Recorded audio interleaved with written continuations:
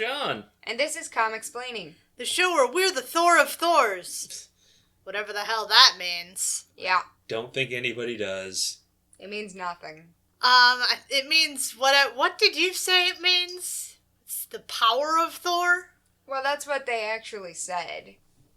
I didn't catch what they actually said. We were watching, Spider-Man and His Amazing Friends, or... Yeah. Which is terrible, by the way. And Thor said something about the power of Thor, but the caption, for some reason, said the Thor of Thor. Whatever that is. What is it? It's nothing. We must now ponder, what is the Thor I mean, of I guess Thor? you could take it in the same way as, like, a man's man. There's something very zen about the Thor of Thor. So this is just another entry in our random-ass Marvel series that we watch. Yeah. We actually still haven't finished the Tony Stark Iron Man series, so we're just about finished. Armored Adventures. We're almost done! We have one episode. We have one episode left to finish, which we will probably finish tonight, if I had to guess. I don't know, man. You don't know? Don't think you have it in you? I don't. Well, we'll get there one day. We'll finish it one of these damn days. Nice. So that's another entry in our cartoon series that we're reading. Reading. As you do, you read cartoons. In our cartoon series that are watching. If you have any recommendations other than, like, I can't trust X-Men series anymore. We're not I've been allowed burned too many times. We're not allowed to watch the good them one. Because they'll spoil things. I mean, we're probably gonna make it through all of them at some point. And then I guess I'll probably we'll start watching those. That's why I haven't watched X-Men 97 yet. Oh, I've even been though it's seeing people... supposedly very good. People have been posting X-Men 97 stuff on Tumblr. People I've never seen post Marvel things. But these we're days. not allowed. I keep seeing... I'm being personally tormented.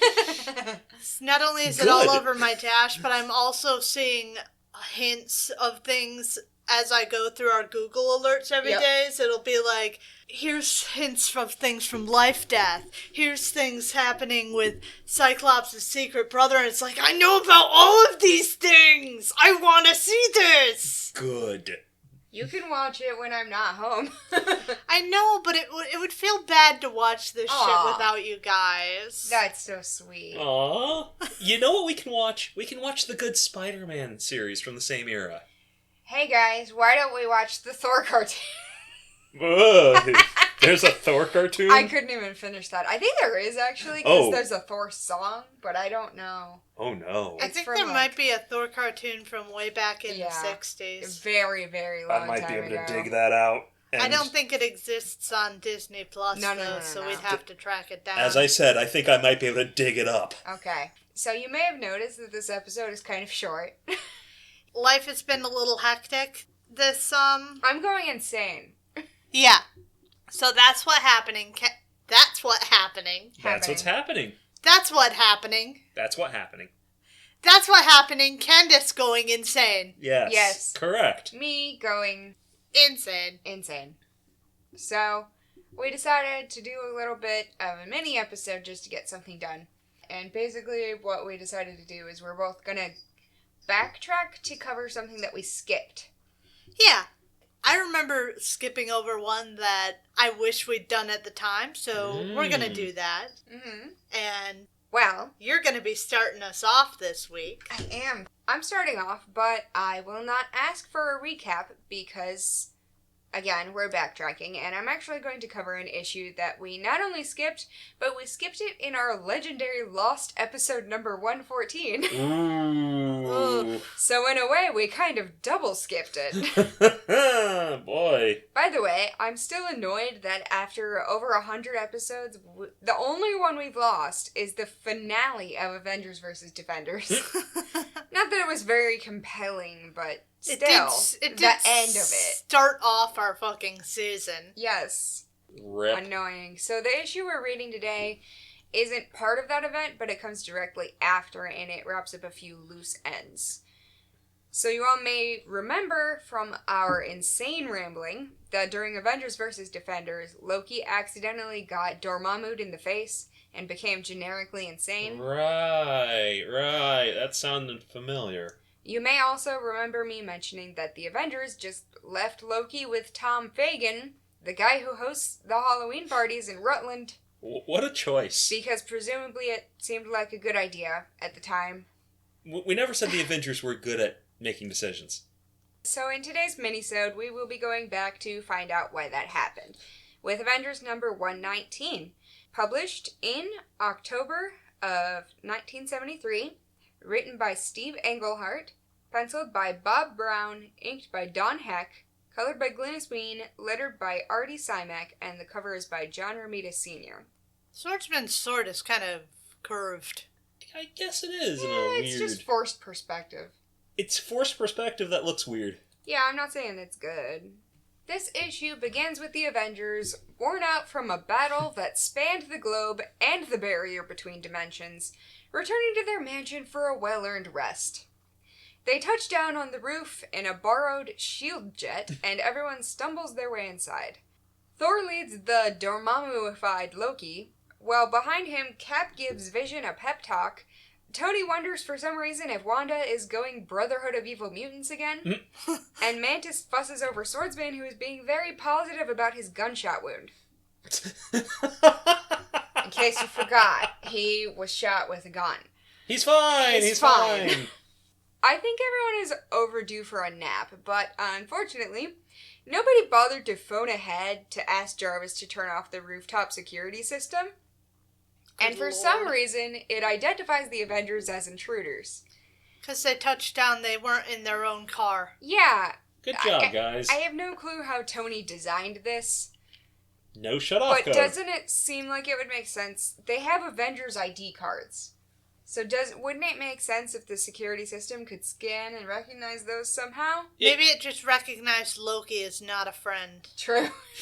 Loki detected, firing all weapons. Fire at will. All weapons, fire at will. Loki detected.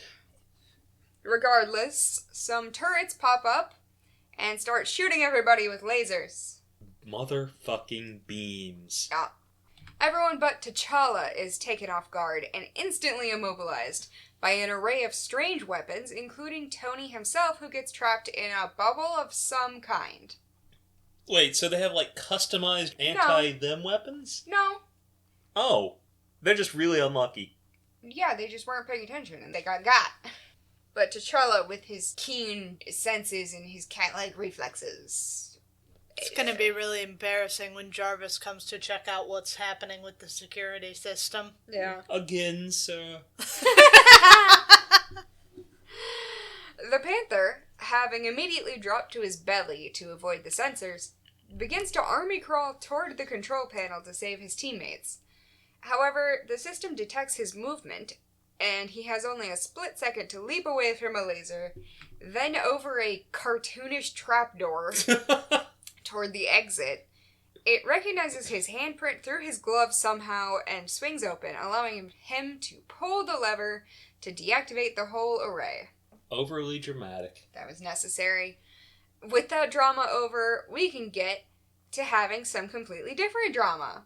So they have a deadfall. What's at the bottom? Is that a punji pit? Are you doing a war crime on your roof, guys?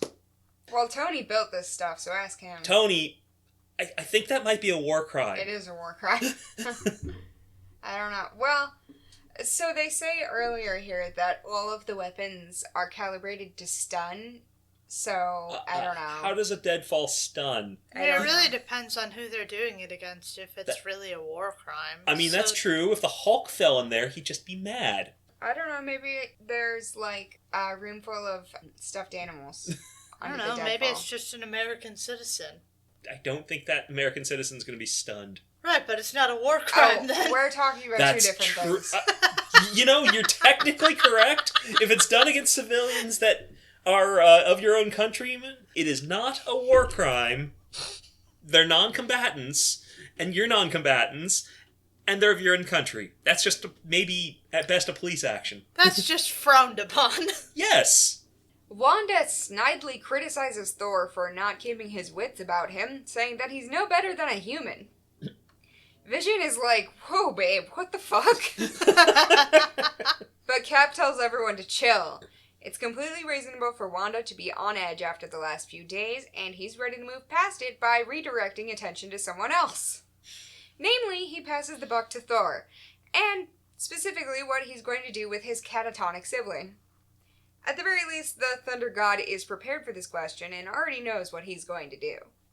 Do you remember that Tom Fagan guy? I was thinking I was going to leave Loki with him.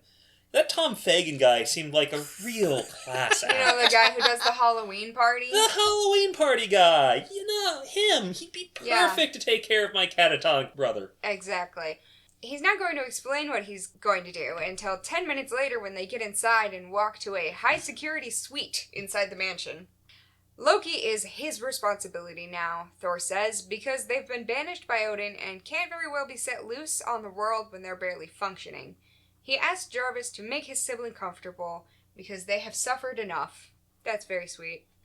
Meanwhile, in the hallway, T'Challa seems to be flirting with Mantis. Okay. I mean, he's doing the full... He is. Lean against the wall. Like, hey, baby. He's doing the lean. So far, the Avengers have taken both she and Swordsman on faith, but he would like to rectify that, and so seeks to ask about her background. Specifically, he wants to know where and what she studied.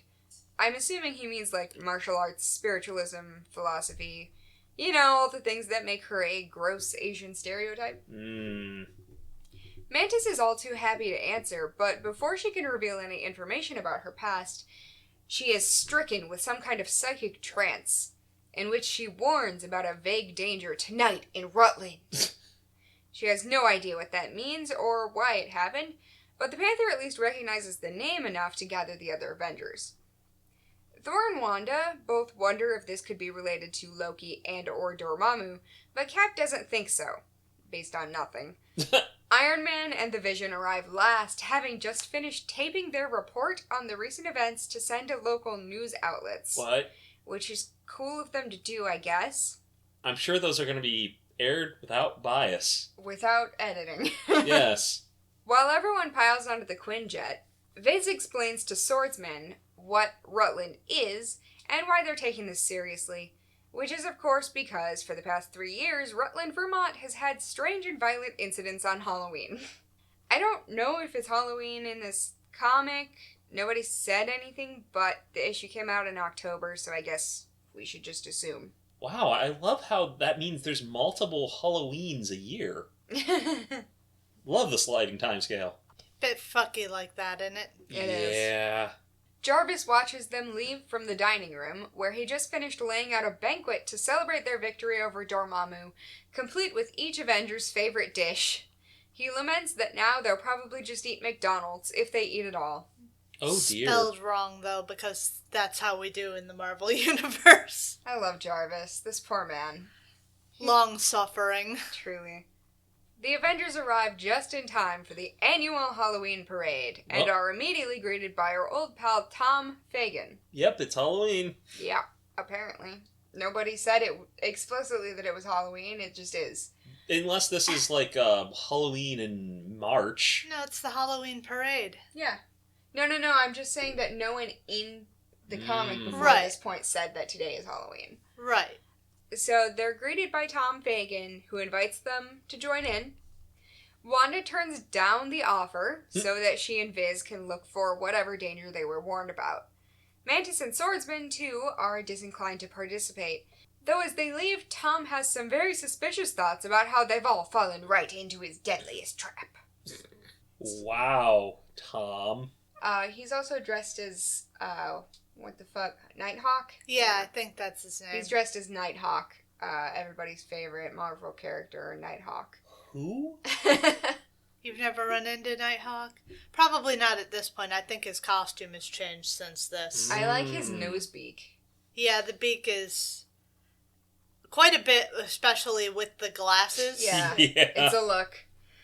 So that leaves Thor, Cap, Iron Man, and the Black Panther, who are all a lot more good-natured about it, and do decide to ride a float and wave to all the partygoers. So this is the 4th Halloween? No, they've done this, No, but is this the 4th Halloween for our... the 4th Halloween issue. It's Yeah. definitely, I feel like it's the 4th one we've read. Yeah, that's what I think This is the fourth No, we didn't read the one with Doctor Strange and Dormammu. because it didn't involve us. Yeah, so Right, this is the third one we've read. But this is the Right. fourth Halloween where something weird has happened The in fourth Rutland. Halloween special, yeah. Think we've got it now. Yep. It's not all fun and games, though. Thor was hoping that their public appearance would draw the lurking enemy out of hiding and into the crowd of people. Seems kind of like a bad idea, Thor. Civilian casualties, they happen. Tom waves off the crowd before urging the Avengers through the woods, saying that he has a shortcut to the house. Oh no. But as he says this, Cap notices his facade slip, prompting the disguised man to drop the whole act and instead hurl a few pellets at their feet. The pellets produce some animal hides, Deadly animal hides. like a bearskin and a tiger skin with taxidermied heads, Oh no, some rugs. like those rugs that you see on TV and never in real life. We're being attacked by rugs! But that's not it. They're imbued with some kind of power which causes them to jump on the Avengers and wrap around them. Being attacked by evil rugs. Yeah. Iron Man uses a power beam in one of his gloves to try to burn through Being attacked by evil flaming rugs. the rug. Now that's on fire. Good job. But their assailant did think of that. He relaxes on a nearby ledge to taunt his captives, explaining that though the fur will catch fire, it won't be consumed or destroyed by it. Not sure how that works, but okay. Now Tony's completely wrapped up. Not Tom also mentions that he knows about Iron Man's thermocouple, but he won't be able to make use of the fire because he's trapped. So, Well, I mean, glad we remembered that. I think that's pretty stupid anyway, since he's using the heat to generate the heat. That's not how thermodynamics work. It's fine, it's perpetual fine. energy. He uses the energy to make the fire, and that gives him more energy. Tony No. Stark has perpetual energy. Absolutely not. Tony Stark has solved the energy crisis. Okay, you're not wrong, actually. That does literally happen. I know, and I Later. can handle that later, but I can't handle that. No. This is stupid. You can't handle it I when it's can handle involving that later. I deadly, can't handle deadly this. rugs. Yeah, no. You can't This is handle dumb. it in the middle of deadly rugs. Right, exactly, precisely. You've got it. You've got it now. But what about the other guys? Well, Cap tries to slice the hide with the sharp edge of his shield. Side note, but that kind of seems like a bad idea to have. I didn't know it had a sharp edge. I guess, apparently. Good that he's throwing that at people. Yeah, that sounds like something that would embed itself in a person's chest. T'Challa forgets that he has claws and instead just tries to rub it on a tree. Aw, Good job, buddy. that's a choice. And I guess Thor doesn't do anything because they didn't have an excuse for why Thor couldn't get out of this. Hey Thor, just time travel your way out of this. It would be easy. I'm sure you can do like 20 different things that this rug can't survive. So all four of them flop on the ground, helpless. The man can't help but gloat as he removes first his Nighthawk costume, then his Tom Fagin disguise, to reveal that he was the Collector. I knew some superhero would come to Rutland because tradition demands it. Okay, now we're leaning on the fourth wall here, guys. Yeah. Pretty heavily. Be careful. I don't know how sturdy that wall is. Hey, Collector, if you lean any harder, you're gonna fall through. And once again, this was not a twist because he was on the cover. Yeah. This is becoming a trope for me. Also, I would like to note the Tom Fagin disguise is a full face mask, which I hate. Yes, we're back in Beast's full-faced mask territory. So the Collector moves his captive Avengers to a nearby house. Oh, good lord. I think it's Tom Fagin's house. It doesn't say that, it says a nearby house. You know, So, for an Elders of the Galaxy or whatever the fuck they're called, a full face mask thing is particularly undignified. also, like, he moved them to a house, not like his spaceship or a portal or a different planet, just a house. Undignified. And he has a display case set up to pin them like butterflies, which he actually says. Yeah, how are you pinning Iron Man exactly? Right, like the rest of them are just like through the back of their costume. Yeah. Did you penetrate his armor? Guess that's... You what, pulled it back and stabbed that through? I'm pretty sure it's designed to not allow you to do that. That's what armor is for. He apparently decided last spring to add the Avengers to his collection, and so set up this display, which is fine, but why did he then move other shit in here? Like, is he just using this as a storage building that he happens to have in Vermont? I don't think he can live anywhere without having some of his stuff on display. This is just his Vermont chalet. He just has so much stuff that he has to have some of his collection in all 500 of his houses. It's his ski chalet. Yeah. Alas, however, the collection is not yet complete. There are 4 Avengers who have yet to fall into his trap. And speaking of which, let's check on them. Is he going for a lifetime Avengers collection, or just who is an Avenger at this particular moment? Who's an Avenger at this exact moment? So not a founding members collection. No.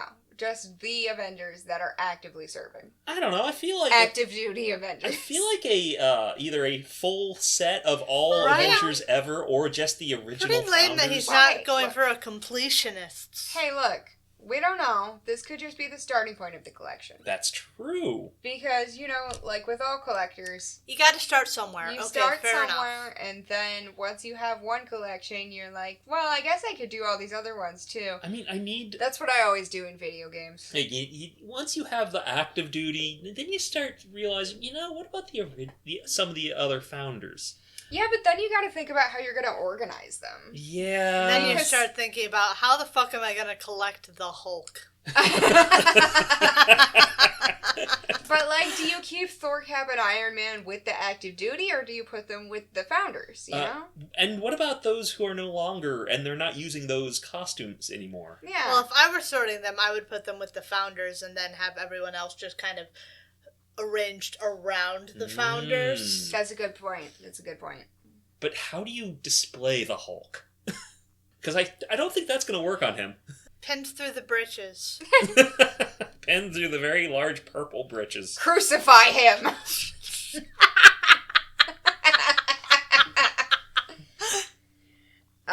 Anyway. Despite parting on business, the 4 of them, the other Avengers, have been hounded by a crowd of admirers for the past several hours, because the parade lasted 2 hours, by the way. The Scarlet Witch has had about enough of this nonsense, snapping off a hex bolt to scatter the mob. It's fine. They're fine. Nobody cares. Sensing some tension, Swordsman excuses himself and his lady from this very awkward double date, leaving Wanda and the Vision alone. Vision's not looking too happy. They continue into the forest, where the Scarlet Witch decides to start an argument, mostly with herself. She admits that perhaps she overreacted, but then she rebuts that humans get a pass to overreact to her very existence. She's so tired of all the bigotry and disrespect when all she's ever wanted is to be treated like anyone else. Even the ones who call her a hero do so while objectifying her, refusing to recognize her as a real person. It's getting to be too much, and all she wants is for the 2 of them to retire to a deserted island and not have to deal with it anymore. Valid, but where did this come from? I don't remember hearing about this during the Avengers vs. Defenders at all. No, it wasn't a thing during Avengers vs. Defenders. This came out of nowhere. Okay, Wanda, have you been dealing with things on the side? Right, maybe this has been happening in Avengers before this, but... Maybe it's that time of the month, am I right, fellas? Waka waka. Vision objects that running away doesn't solve anything, which is true, but doesn't really address what she's actually trying to say. For her entire life, humanity has wanted her gone, and she's tired of putting on a brave face. She expected him to understand, if not feel the same. Elsewhere in the woods, Mantis and Swordsman have a much more productive conversation. Armand asks his lady how everything went in Indiana, in case you forgot about Right, in Indiana. Gary, Indiana. Fort Wayne, Indiana. He asks how everything went in Indiana and how she got along with T'Challa. She answers that it went well and she likes him. He's a good man. All of the Avengers are, in fact, even Vision, though she's still not sure what to make of his terror when he fell into quicksand during the encounter with Dormammu. The conversation turns more tender as Swordy embraces her, but their sweet nothings are cut off abruptly as they both hear the fairly distinct sound of a person trying to yell with a gagged mouth. So this is the Vision, this is the Swordsman from before he is where he is now. Yeah. Right? This is a time-traveled swordsman. If I remember right. No? No? I thought he... Then who am I thinking of? I could have sworn... The Black Knight. Ah, it's the Black Knight who got time The travel. other guy with a sword. It's an understandable mistake. Yeah, I know. I cut you some slack for that. That's fine. I remembered someone with a sword had been time traveled from where they from the past because they're currently dead? Question mark? Yeah, especially with the question mark. And it's fine. It's fine. We'll worry about that when we get there. No, that's not him.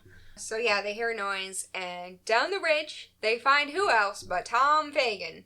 The real one this time. This is how he disposed of Tom Fagin? Yep, tied up and abandoned in the woods. Undignified. This whole thing seems really undignified for the Collector. I thought Yeah. the Collector was better than this. You would expect an immortal cosmic entity like the Collector to do something a little more high-tech, Cooler. cooler. Then tying Tying him up with a rope. and Putting on a rubber face mask. and a bandana. Put a bandana around Tom Fagin's mouth. And just leaving him in the woods. Eaten by a bear. He could have used one of those bear rugs. He could be eaten by the wolves in that terrible movie we watched with Bobby Iceman in it. Oh God. Oh, God. Or was it Frozen? Yes, yeah, it was Frozen. it's called Frozen. Because we were making jokes, you're like, not that Frozen.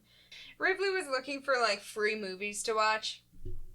And they found this horror film called Frozen, which had the actor who played Iceman in the X-Men movies. Aha, I see. It's all coming And together. It was about 3 college students getting stuck on a ski lift. Because they're assholes. Because they're assholes, and 2 of them got eaten by wolves. Correct. It was bad and ridiculous and stupid and not scary. So It's a failure of a horror film. you know, if you have also witnessed Frozen, not the Disney one, smash that like button. Leave a review down in the comments, or leave just your thoughts down in the comments below. Yeah. On the movie Frozen 2012. Whatever the fuck. Something like that, yeah. The live-action movie that I have not seen and do not intend to see. Don't. It's terrible. It's on YouTube for free if you haven't seen it. It is. I'm good. Swordsman calls his teammates over, and soon the remaining half of the Avengers gather to question the captured party host. He doesn't have much to tell them, though. Just that after he finished preparing for the party last night, he went out for a walk, and somebody snuck up on him to deliver a steaming plate of head trauma. He says that in retrospect, it was only a matter of time before this happened, with the Halloween party becoming a haven for superhero types to let loose and get lost in a crowd of masks. He should have expected a supervillain or 2 to come calling.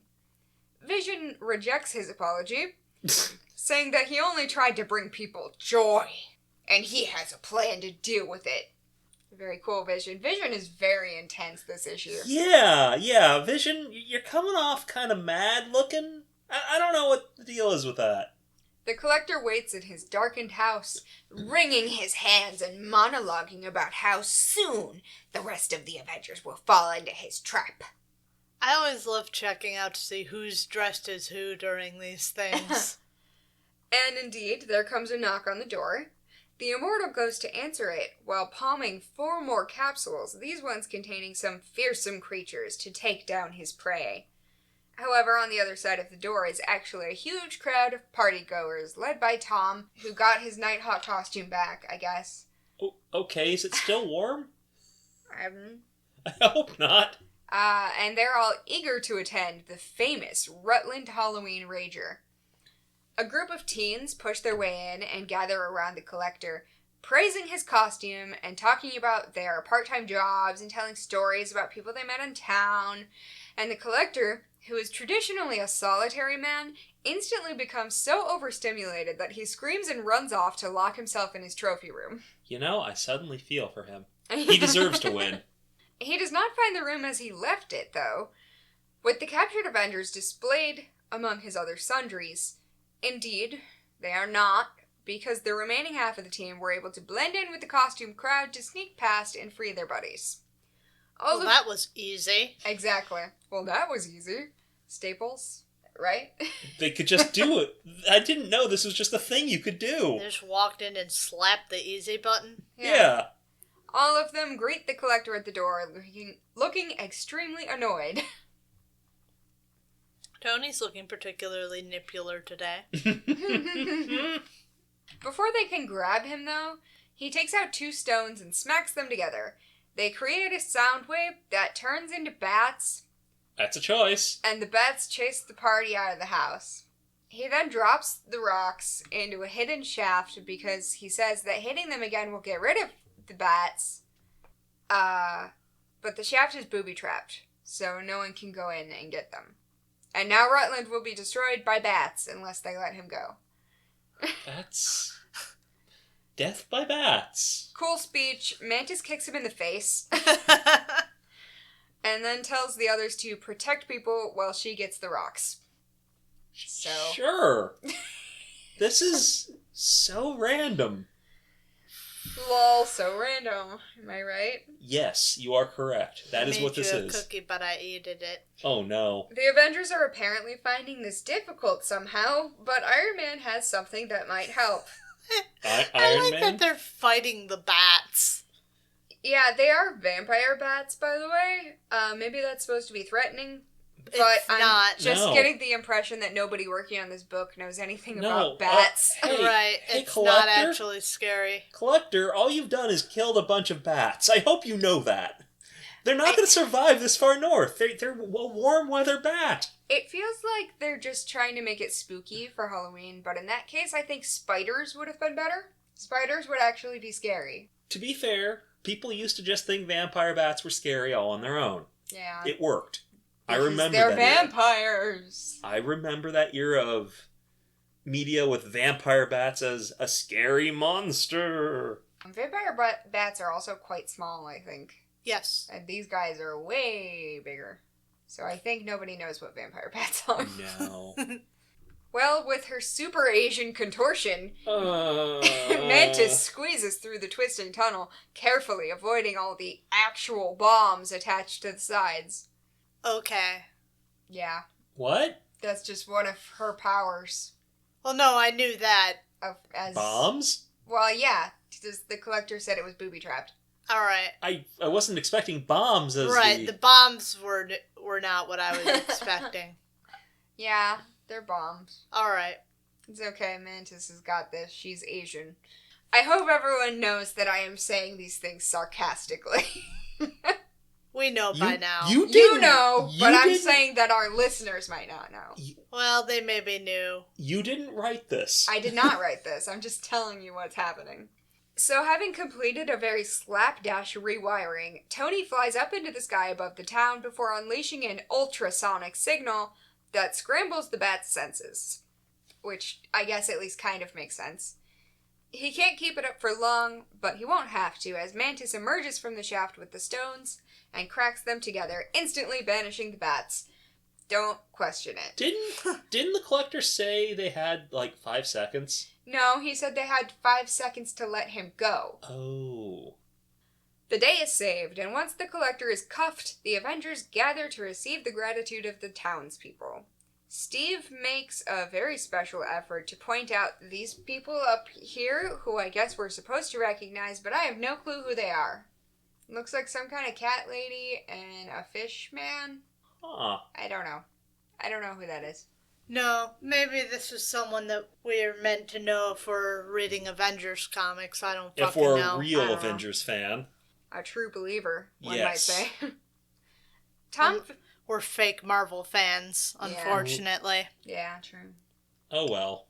I'll survive.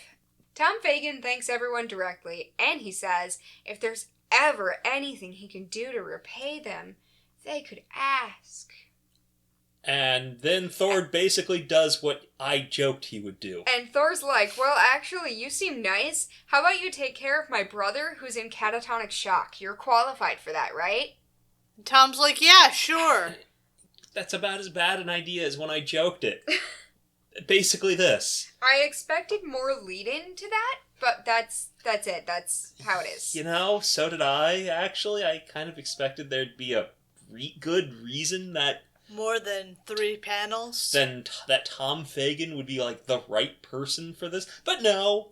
There's no real reason. He's just a guy who happens to be an epicenter for superheroes. You know what it is? Is that Steve didn't want to have to write Avengers with Loki sitting in a room for the rest of time. So he had to put Loki somewhere. But that would have been so interesting. He would have. Right, could have just ducked down every once in a while, had a conversation with Loki, or just not done that and forgotten Loki was there. And then eventually Loki's like, hey, I'm fine, and I'm gonna kill you. Or Loki... Which is what actually happened. Or maybe Loki's like, hey, I'm good now. Ooh, that would be exciting. But it's actually a plot to kill them all! Oh my god.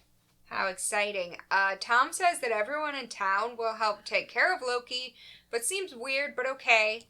And Thor says that Loki will be happy because Vermont is a lot like Scandinavia.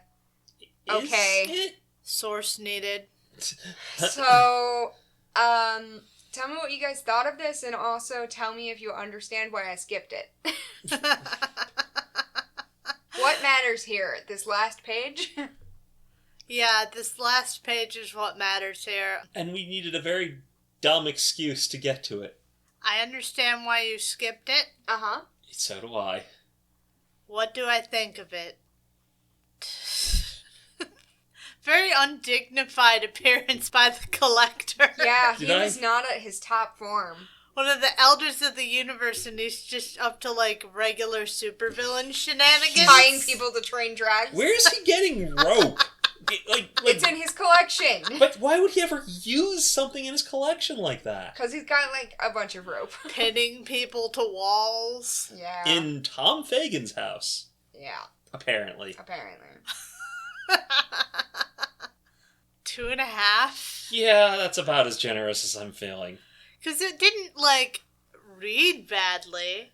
But it wasn't. You know what the best part of this comic was, actually? What? Was this page where Wanda was talking about,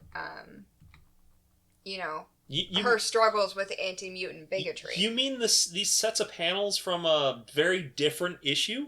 Yes. Yeah.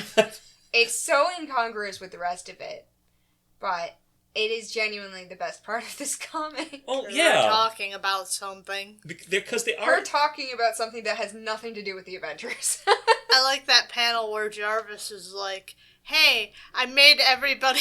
I made you dinner and now you're going to eat McDonald's. If anything at all. Poor guy. Poor Jarvis. Jarvis, you deserve better. Jarvis is like, he's not just their butler, he's like their dad.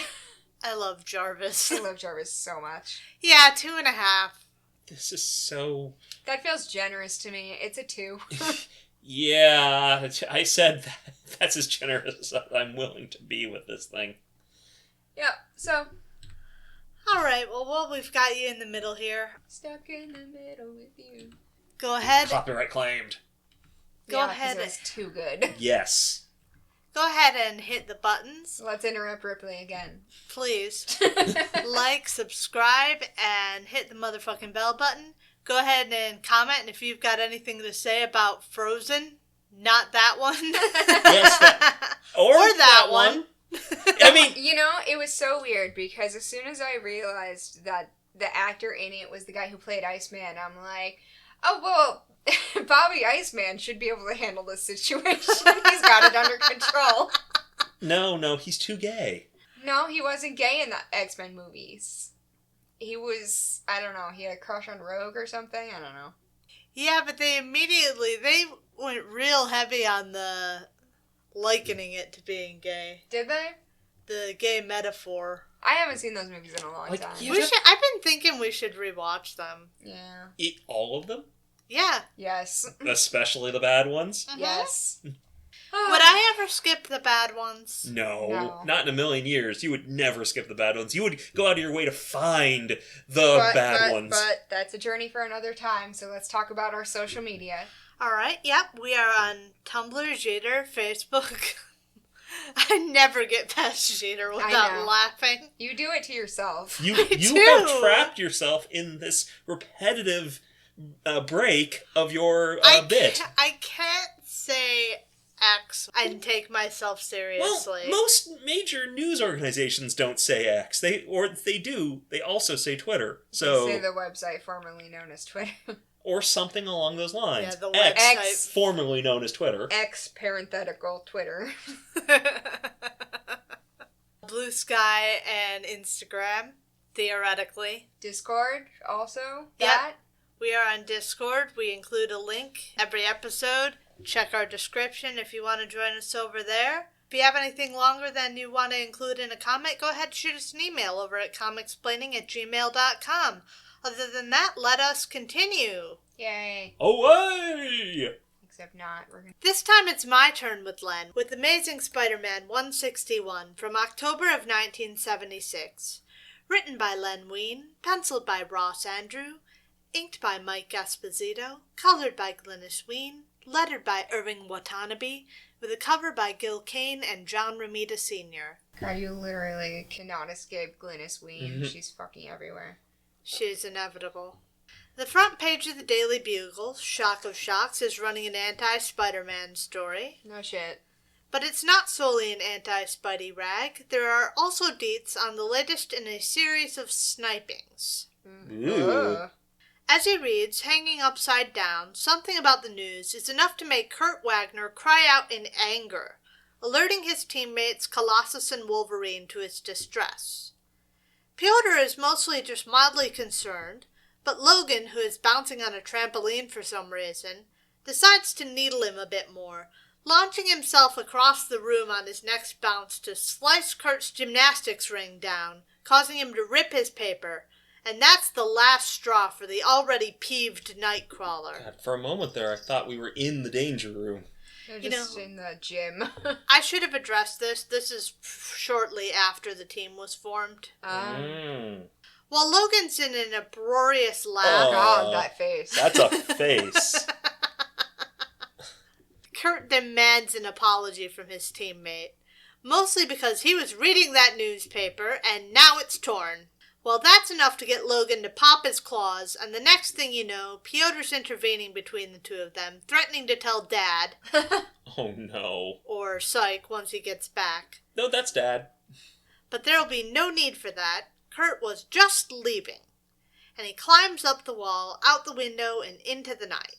We catch up with Peter Parker, riding the roller coaster at Coney Island, and not having a great time of it. The whole time the ride's in motion, he's being a real chicken about it. Oh my God. No. The one has to suspect that this is largely for the benefit of one Ms. Mary Jane Watson, more than anything. They're here with their friends Harry Osborn and Liz Allen. The gang dips away to Nathan's for hot dogs and fries, and Pete explains to MJ some more about his strange behavior on the coaster. And Mary Jane breaks her spine in half, apparently? Yes. In this top panel? Yes, that's what she does. She bends back, makes a JoJo pose, and somehow breaks her spine. Yeah. You see, it wasn't mere queasiness. He felt like he was being watched. At that very moment, a crack rings out through the night, and a man who really should have been better fastened into that roller coaster falls from it, because that's what happens when you get shot. Huh. With a quick apology in his wake, Peter runs off, explaining that he's off to get a few pictures.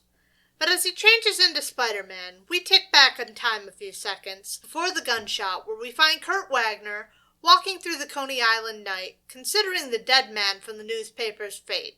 He was a friend from back in Kurt's circus days, a man named Eric Hoffman. Coney Island was his home, and now the man's dead. And that's what takes Kurt here tonight. The hope of finding a lead to take him to his killer. That's when he hears the thunderous crack of gunfire from right overhead. He looks so off-model. I like it. As soon as the shot is fired, the gunman just drops the gun. That What? seems like a good tactic. Well, then it must be untraceable, I guess? Wait, hey, Kurt, don't grab the gun. He's got gloves on. Kurt leaps up to the rooftop. I'm sorry, how are they going to track his 3 fingers? I mean, that might be the thing. I mean, that would be a dead giveaway, but I don't know if they would immediately come to that conclusion, or they'd be like, 3 fingers? What does this mean? Kurt leaps up to the rooftop to follow after him, but he finds the staircase back downstairs locked. He momentarily considers ripping the steel door open, which I don't think you can do that, Kurt. You're not that strong? is not a thing I was aware he was able to do. No, we're in the hands of Lin Wein. He can do whatever he needs to do. But okay. Kurt's next plan is to disturb the evidence by wrapping up the gun in fabric, ruining any fingerprints contained within. Great. Yeah. That's when Spider-Man swings onto the scene, kicking the X-Men from behind. Because he's literally holding the murder weapon. Right? Bad plan. I'm sorry, Kurt. What was your plan to do with that gun? What were you going to do with that gun? The authorities will require it for evidence. So you should leave it there and make a phone call. Give an anonymous tip. When he introduces himself as Spider-Man, Kurt's immediately on full guard, recognizing his reputation as a killer from the Daily Bugle's coverage of him. Kurt, you don't actually trust that rag, do you? He just got here from Germany. Okay, fair. Spidey then webs Kurt's tail to the wall, but that's not enough to stop the mutant. He manages to pull free, using a flick of his tail to dislodge the brick he was webbed to. Someone did a bad job building that. Right? It's flung instead at Peter's head while Kurt bounds off, proclaiming that Spidey will have to pry his gun from his cold, dead hands. Or his tail is just really strong. Real Second Amendment nut, that Kurt Wagner. Yeah. Second Amendment flag. No. Now I'm going to have to explain the Second Amendment flag. Look what you did. We have too many inside jokes that aren't part of the show.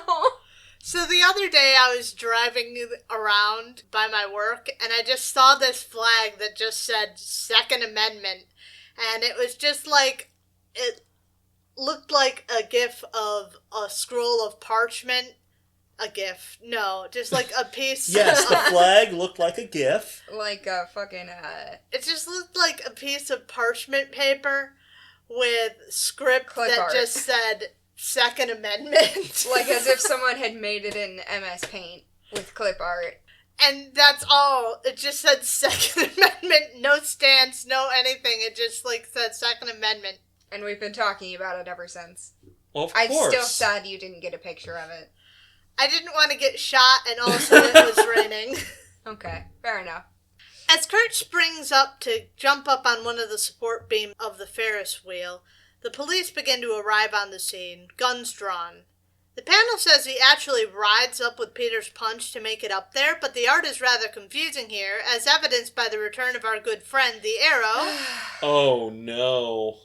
Kurt, you were just making this so much worse for yourself. You picked up the murder weapon, you were seen with the murder weapon, and then you ran away with the murder weapon. You could have dropped the murder weapon.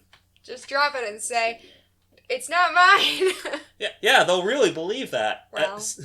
Well, Spider-Man might believe it, or at least talk to him about it. Jesus. That's true, whereas the cops would just shoot him. Kurt's confused as to why Spider-Man would even need a rifle. He's plenty strong if he wanted someone dead. And he's right on his tail, just following along right up the rails of the wheel. Spidey tackles him onto the roof of the nearby car, and the two begin to grapple over the rifle, each thinking the other the murderer. In the struggle, neither gets the gun, with the loaded rifle falling instead all the way back to the sidewalk in a move that hopefully hurt fucking no one, boys. Yeah. I'm sure that the sniper bothered to turn the safety on before he threw it on the ground. Kurt, though, realizing from their discussion that Peter isn't the killer, disappears in a poof of smoke, vanishing from Spider-Man's grasp. The cops definitely still want to shoot Spidey. Of course they do. Yeah. But they're not allowed to, so he swings off to go get his camera, unallowed that he's still being watched by Kurt. Wait. That's never stopped them before. Wait, the only reason they aren't going to fire is because there's a bunch of people. Yes. Okay. That's fair. And Kurt can't let him get away with that camera. Not if he took pictures of their fight. I'd say a lot of convenient things and assumptions just happen here, but it's not unforgivable. Uh-huh. An exhausted Robbie Robertson has just finished up with the night edition of the Daily Bugle. He packs his pipe for one last smoke and is startled when a red and blue gloved hand strikes a match to light it for him. Wow. Cheeky. It's Spider-Man, here looking for a little bit of info on the snipings. From what Robbie knows, it looks like it's the work of the Punisher, which has everyone baffled because the killings don't fit his M.O. The victims are all innocents with no criminal records to speak of. Yeah, that doesn't sound like the Punisher at all, actually. He then asks if Robbie knows anything about demons running around here, which he does not. Of course. So Spidey gets back to web slinging out the window, promising an exclusive if anything comes of his investigation into the Punisher. Hell, he might even let Parker take some pictures. Little did he know, J. Jonah Jameson was listening in on this conversation, having come up to talk to his editor about something. Uh-oh. Jameson is pissy about that last little joke, though, because little does Spider-Man know, J. Jonah Jameson is in possession of a packet of pictures in which Spider-Man throws Peter Parker's body in an active smokestack. Oh, no. Oh, dear. It's a long story to do with the original Clone Saga. He does eventually get out of this, obviously. But not today. Punisher War Journal 381. Oh, no. He's come here to this abandoned department development, searching for the gangster Snake Eyes. Searching for answers. That's a very stereotypical gangster name.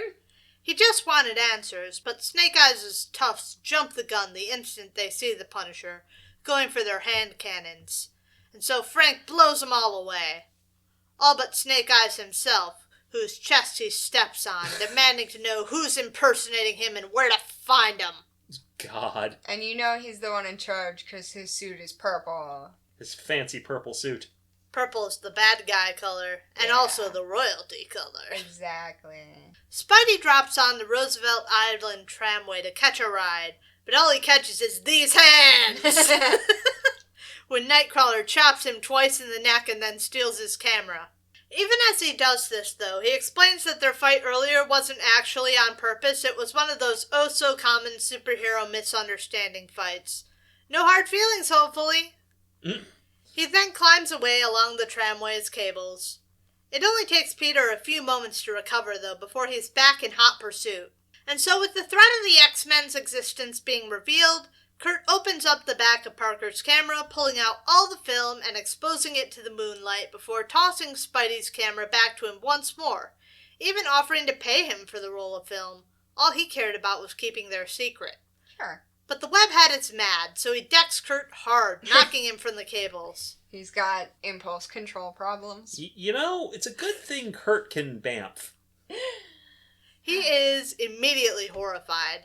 Well, he maintains his momentum Well, when he ports. Oh, no. Yeah. Just when Spidey's about to snag him with his webbing, Nightcrawler yet again disappears in a poof of smoke and brimstone. Or not. Okay, he's someone fine. forgot. Len? Len, you forgot. Len created him. Len? Len? When he appears behind him yet again, Spidey's not going to let him sneak away once more. This time he snags him with a web line, though I don't actually know what would happen if he bamfed with it hooked.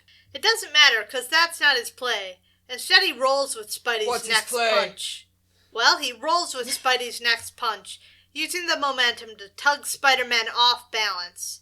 He manages to recover and the heroes grapple between the cable lines, ready to throw their punches, since Spidey insists on fighting.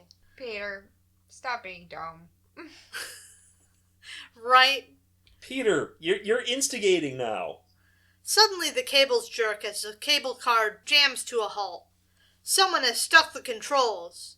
Both heroes fumble for a handhold, and to see who would do such a thing, only to see the Punisher stick his head out the door, here to eliminate one of the pair of them. How'd y'all like that? 3.5? 3-ish? It was okay. Len is not... It was a little more than okay. I would say this is definitely better Len than we've gotten in Thor. He's more comfortable with this kind of storytelling. So, based on this and based on the Warriors 3 comic that we read, I'm kind of getting the impression that he's better with, like, street-level stuff. Maybe even a lot better. Yeah. Yeah, I think I would say that, where he doesn't have to do a whole bunch of world building. Yeah. Right? And unfortunately, Thor is still playing Calvin Ball with... everything. All Yeah. world building. Yeah. Nobody's set anything in stone, and I don't think anyone's ever going to. Well, they will at some point. Until it's changed. Exactly. Well, that's the thing with all comic books. Yeah. Yeah, I think I'd say I'm at about a 3.5. What do you think that CMRO thought? 2. 2.5. Nope, they're close with us. They're actually a little higher than us. Ooh. They're at 3.71. Damn. They must like Punisher. Oh, true. All the cops came out. Update. This is really the Punisher, and since Snake Eyes said the killer was going to strike at the tramway, he really thinks one of the pair of them has been impersonating him and killing people. Great. So he's going to have to fill them with bullet holes. There's no other option. There's No literally other nothing way. else he could do. No. Of course not. All he has is a hammer, and all of his problems look like nails. And his hammer fires 45 millimeter, or whatever. He has grenades Yes. on a bandolier. Yes. So and also a sword? probably more of a machete. Maybe? He strikes me as the kind of guy who would use a machete. Yeah. It comes up later. I forget what they say it is. Oh. I'll tell you. Taking all bets. Taking all bets. Ripley hates when I correct them about weaponry. Though I don't think that gun is a real gun. No shit. Spider-Man is the first to move, casting a web line to arc himself out of the line of the Punisher's fire. But Nightcrawler's the first one to land an actual blow, dropping down with an acrobat's grace onto the roof of the tram and kicking Punny through the open door. Not that Castle is slow to react, rolling with a kick of his own that knocks Crawler straight through the windows on the other side as Frank continues the trend of characters calling Nightcrawler a demon. Great.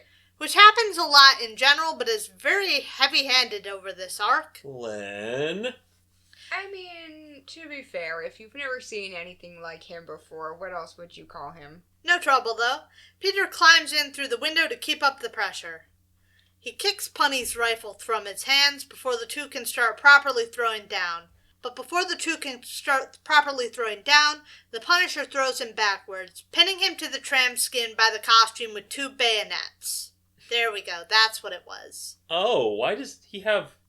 He doesn't even have guns that... Could we not just say knife? Could you not just call it a knife? No, a bayonet is... There's no reason for it to be a bayonet, Well, though, is what I'm saying. You're right. I'm not saying that there's no difference. I'm saying there's no reason for that. And what's worse is those look like those bayonets you put on an M16, which are knives. They're just knives that are capable of being bayonets. That's what the army did. They had knives built that are bayonets. This is silly. Go on. It's enough to allow Castle to regain his weapon, which he immediately levels at Spidey, demanding to know why he's been impersonating him. That's when they're interrupted by gunfire ripping through the windows of the car, as Kurt hangs on for dear life, noting that the gunfire came from the 59th Street Bridge, otherwise known as the Queensboro Bridge. Pete's not exactly thrilled to be pinned to the wall at this moment in time. Yeah. To which I would tell him to just rip himself free. He has super strength. Yeah. It's a choice. But when the onslaught finally ends, the assassin with the world's shittiest aim finally runs out of ammo or something. Jesus Christ. And none of our heroes have any holes in them. Incredible. At which point, Nightcrawler vanishes. Worried about the Punisher giving him the same treatment he gave Spidey. Not for his own sake, but for the protection of his friends, the X-Men. And so he bamfs away to the Queensboro Bridge to recuperate. Yet again, the hero spots the assassin making his getaway. But unfortunately, he's too winded to do anything about it, and so he gets away.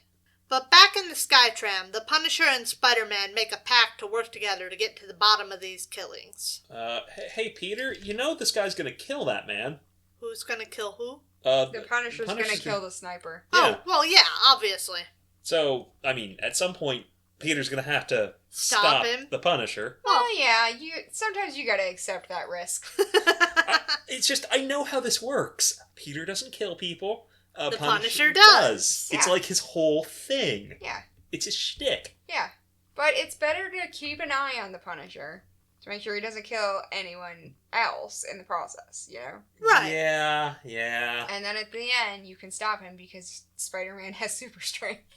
True. Leaving New York City's brand new tramway in ruins, Oh no. Spidey swings back to its base, clutching the Punisher to his side like a damsel. Aw. They're here to rescue the Punisher's war wagon. Spider-Man thinks it's a ridiculous suicide mission with the inevitable police barricade, but Punny won't go without his car. Oh, God. Anyways, the war wagon is a little more hardy than she looks, with Castle having reinforced nearly everything about her, so she rams right through the barricade, setting off a smoke screen to help cover her escape. Wow. It's also an orange van. Yeah, some sort of appliance company van from the partial sign. I mean, can it's see. incognito. I'll give him that. The heroes then slip away, home free, making their plans to meet up again tomorrow. The next morning, Peter is getting off biology class with Harry when he runs into a brave Mary Jane Watson wearing white to sit on the grass with Flash Thompson. She's also wearing an outfit. Shit. It's more than just white, it's also... She's got heels that she's kicked off so she can be in the grass. I'm not talking about that. It's mostly the top. The top is weird and bad. I was gonna say this is her second time wearing a crop top in this story, but it's not exactly a crop top. No. It's like a vest, a very small vest. It's like she took that vest from Sim, the demon, and just did one button over her boobs, barely holding on there. Her pants are also not great, but they would be better with a different outfit. I don't know, I kind of like her pants. Well, like I said, they'd be better with a different outfit. It's a lot. There's a lot going on here. Well, she's sitting in the grass with Flash Thompson, clearly still mad about having been blown off the night before. Ooh. Wow. And she's laying it on heavy. Oh, MJ.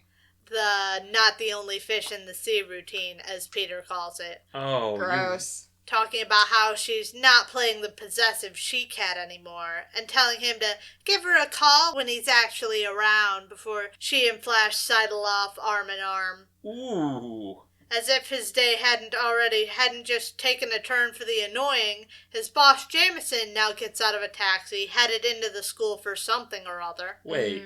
So, if J. Jonah Jameson, does he think Peter's dead?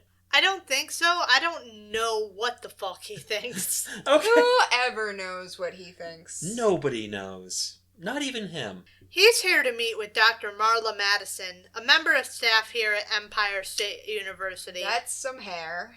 And the daughter of one of his late friends. She has the hair of the mom from that 70s show. A little bit. Huh. Majorly.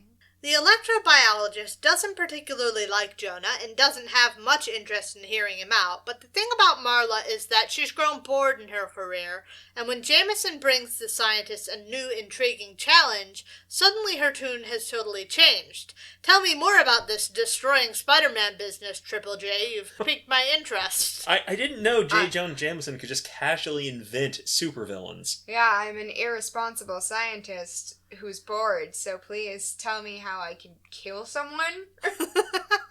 So this is how you make supervillains. Like, 100%. This is very where easy, supervillains come man. from. This is not even the first time he's done this. He God also damn it. was involved with creating the Scorpion. Of course. No. All alone on some random New York City street corner, a payphone begins to ring, unaware that its natural predator hangs overhead. Ah, yes, the Spider-Man, the natural predator of the payphone. He might explode it. Ready to shatter its enclosure to shards at the slightest bad news. Spidey picks up the phone. Luckily, this one will live another day, as the news conveyed is just where to meet up with the Punisher. They couldn't just plan where to meet up. The Punisher made him do this instead. He's too dramatic. He needed a, blind, dead drop contact point. Anyway, he swings up to meet up with Castle, dropping down into the van's window where Frank chides him for being late. Well, you had him go through all these fucking theatrics. I'm judging Frank. Their drive ends on the east side, where a block party has come together to try to save the local fire engine company. That's where Frank's contacts, or victims as the case may be, Probably more victims than contacts. have pointed him to as the scene of the next sniper attack. The last, if he has anything to say about it. He sticks to scouring the alleys while Spider-Man searches the rooftops for obvious reasons. Unfortunately, red and blue spandex isn't the most low-key thing. So a goon, Benny, on a walkie-talkie, reports the sighting back to someone or other, calling in for some backup before someone else takes him out. Takes him out or takes him out? Unclear. Wait, hey, Frank, are you using Peter as bait? That would be very in character for him. Yes, it would. From up above, Spidey spots a body sprawled out in the alleyway.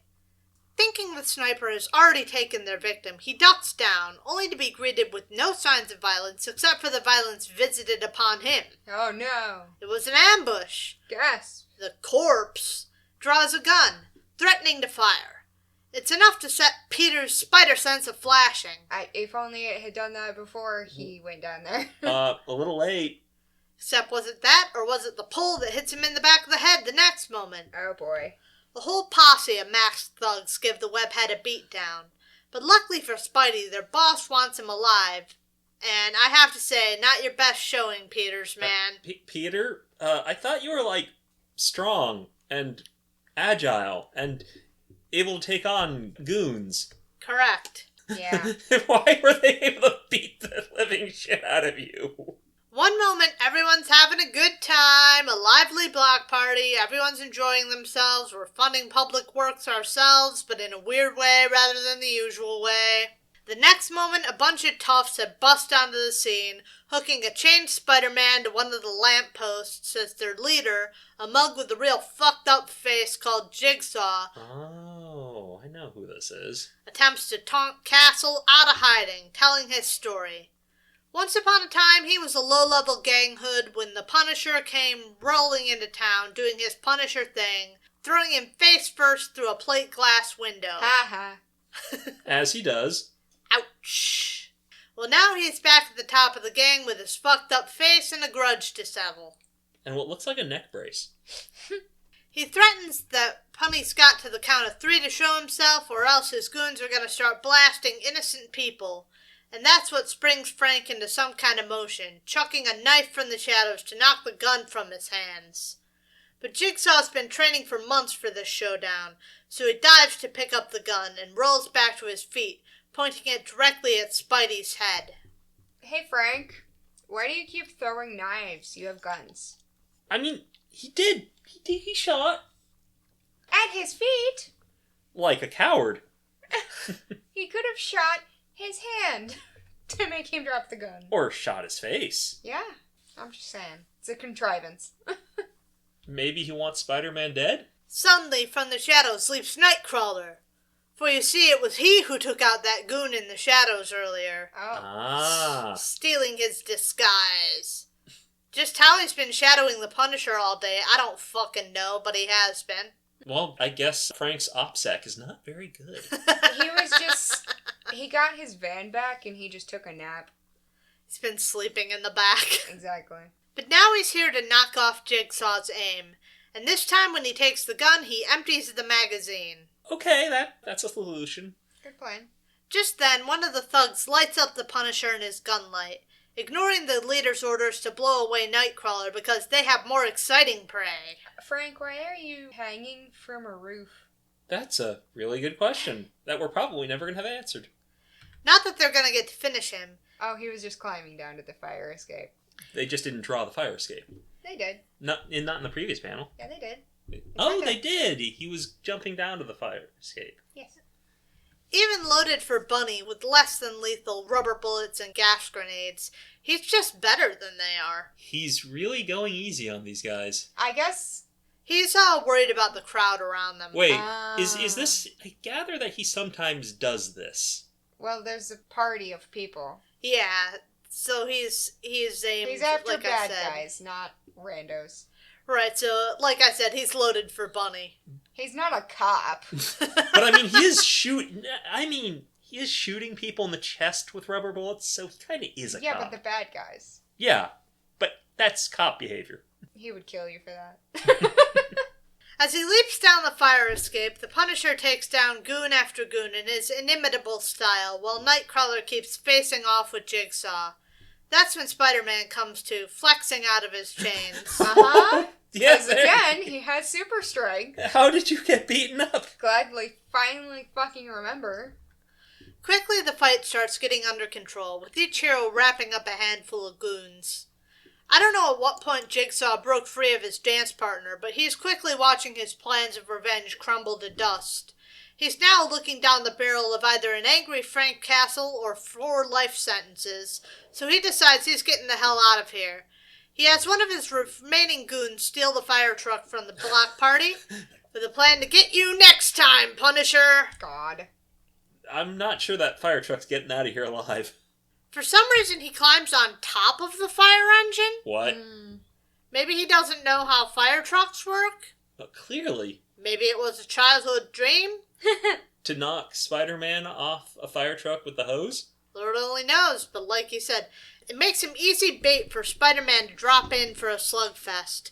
They slug it out until Peter-Man accidentally belts him back within range of a fire hose, and he nearly blasts him off the back of the moving fire truck. Don't they have to hook those up to something? Yes.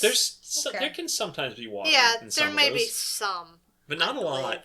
Peter manages to snag his sticky fingies on the ladder of the engine to catch himself. His sticky little fingies. And in the process, pulls the plug on the fire hose, thus taking all of Jigsaw's power from him. He's not done yet, though. With the extra strength granted him by the exoskeleton in his suit, yeah, we took a while to get to that. Oh. Jigsaw picks up the extra hose to hurl it at the web slinger.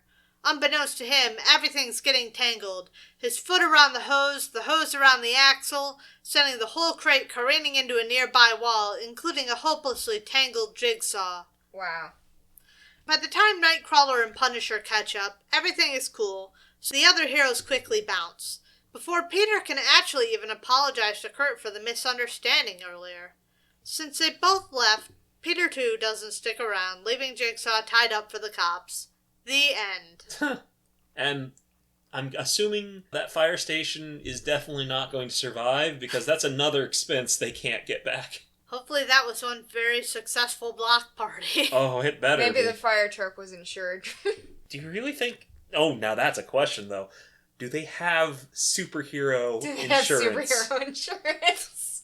Because if so, I think they're good. But who covers superhero damage? Everyone.